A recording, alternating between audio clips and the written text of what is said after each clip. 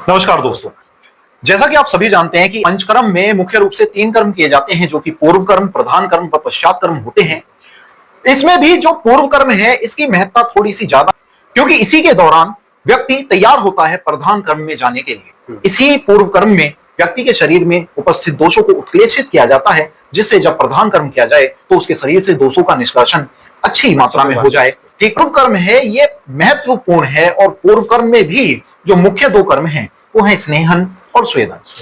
स्नेहन और स्वेदन में भी सबसे पहले जो किया जाता है वो स्नेहन होता है, और स्नेहन के ऊपर आज हम बात करेंगे। जो हर्ष मित्तल, मैं तुमसे पूछना चाहूंगा कि जो आपके स्नेह हैं ये बेसिकली है कितने टाइप के और कौन कौन से हैं?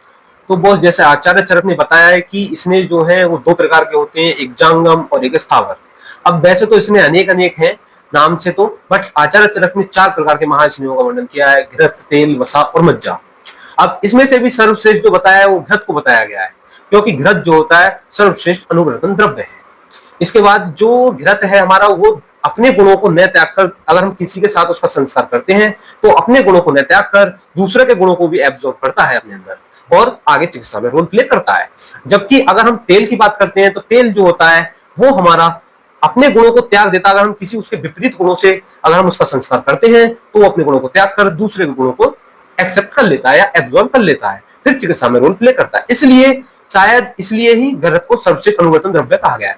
परंतु यहाँ एक प्रश्न आता है, जैसा कि विमर्श में कहा गया है कि अगर घृत का हम चित्रक के साथ अगर हम संस्कार करते हैं तो वह अपनी शीतता को त्याग कर उष्णता की तरफ जाएगा। ऐसा क्यों? अगर हम देखें तो ये काम तो तेल भी कर रहा है, या हमारा घृत फिर सर्वश्रेष्ठ कैसे हो सकता है? तो जैसा कि हर्ष ने कहा कि जो आपके स्नेह हैं ये 4 प्रकार के हैं: घृत, तेल, वसा, मज्जा। जिसमें घृत, वसा, मज्जा ये तीनों जो है जांगम है, और जो तेल है वो आपका स्थावर है। यहीं पे एक प्रश्न आ जाता है कि चरक संहिता के विमर्श में दिया गया है कि यदि हम घृत का संस्कार चित्रक के द्वारा करते हैं, जो कि घृत के गुणों के जस्ट विपरीत गुणों को अपने भीतर धारण किए हुए है, यानी कि घृत के भीतर जो गुण है वो है आपका शीत वीर्य तथा स्निग्ध गुण उसके भीतर पाया जाता है, वहीं पे जो चित्रक है वो रूक्ष होती है और उष्ण होती है। जब चित्रक के द्वारा घृत का संस्कार किया जाता है तो घृत अपने शीत वीर्य का त्याग कर उष्ण हो जाता है, मतलब कि उसकी पोटेंसी यहां पर चेंज हो रही है। वहीं आचार्य ने कह दिया था कि जो घृत है ये अपने गुणों का परित्याग नहीं करता है, इसलिए श्रेष्ठ है।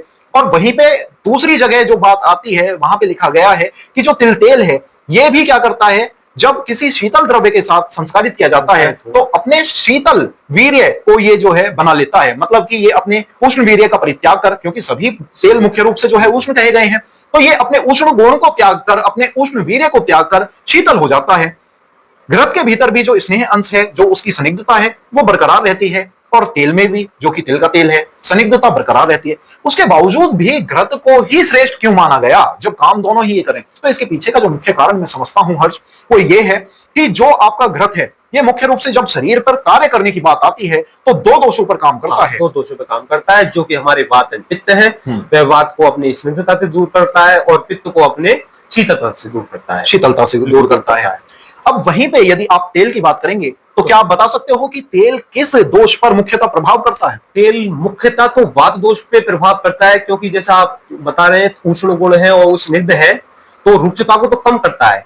अब जैसा कि वात दोष का अपोजिट है कफ दोष, बट उसको नहीं बढ़ा पाता है तेल।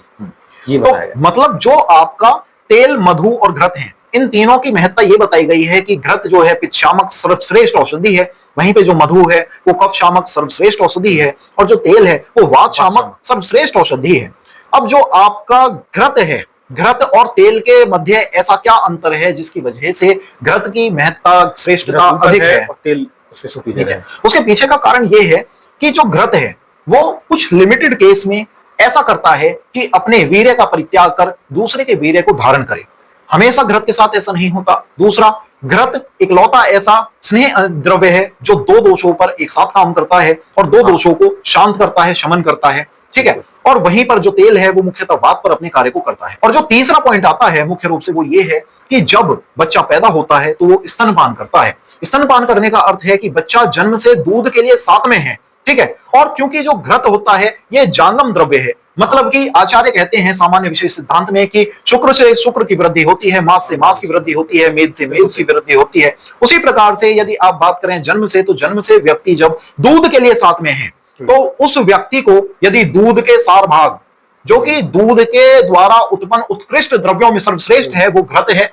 तो घृत के लिए उसका शरीर पहले से तैयार है, क्योंकि वह जन्म से उसका सेवन कर रहा है, और इस वजह से जो घृत है उसके शरीर पर मुकाबले किसी भी तेल के या किसी भी अन्य स्नेह के अधिक तीव्रता से प्रभाव को डालता है और अधिक सटीकता के साथ अपने प्रभाव को करता है, अपने कर्म को दिखाता है, और जल्द ही उसका असर देखने को मिलता है। और घृत हमेशा क्योंकि अपने गुणों को नहीं परित्याग करता, इस वजह से इसलिए जो आपका घृत है वो श्रेष्ठ है मुकाबले तेल के, जो कि हमेशा ही लगभग अपने कुछ गुणों को परित्याग कर देता है संस्कार के दौरान।